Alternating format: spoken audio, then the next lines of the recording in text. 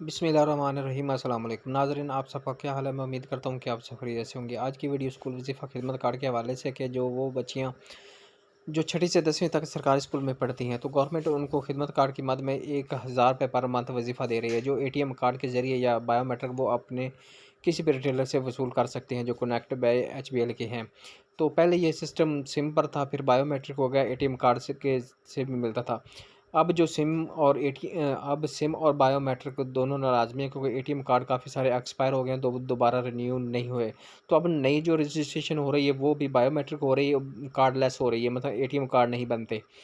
तो जो इसकी रजिस्ट्रेशन नहीं है वो भी बंद है। फिलहाल जो जितना भी सिस्टम है इस मार्च के महीने में ये सारा टोटल सिस्टम बंद कर गया है। बल्कि जितने भी सोशल प्रोटेक्शन अथॉरिटी के प्रोग्राम हैं, जैसे खिदमत कार्ड, स्कूल वजीफ़ा कार्ड, बहिमत बुजुर्ग कार्ड और हाँ मसावात प्रोग्राम, ये सब बंद है। कोई भी किसी किस्म की पेमेंट ना चेक और ना विथड्रॉ हो रही है।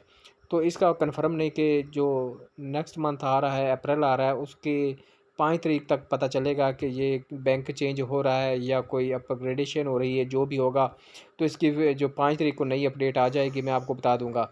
लेकिन कुछ लोगों को मैसेज भी बैंक ऑफ पंजाब की तरफ, क्योंकि मेन जो है इसका सिस्टम वो बैंक ऑफ पंजाब की ही तरफ से है।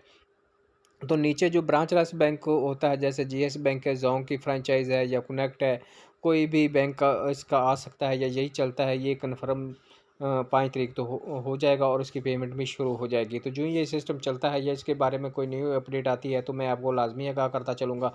तो मेरे चैनल को लाजमी सब्सक्राइब करते चलेगा, क्योंकि मैं जो एहसास कफ़ालत बेनज़ीर इनकम सपोर्ट प्रोग्राम, खिदमत कार्ड, वसीला तलीम प्रोग्राम, ज़ेवर तलीम प्रोग्राम के हवाले से जो भी अपडेट होती है मैं अपलोड करता रहता हूँ, ताकि आपको इन्फॉर्मेशन मिलती रहे।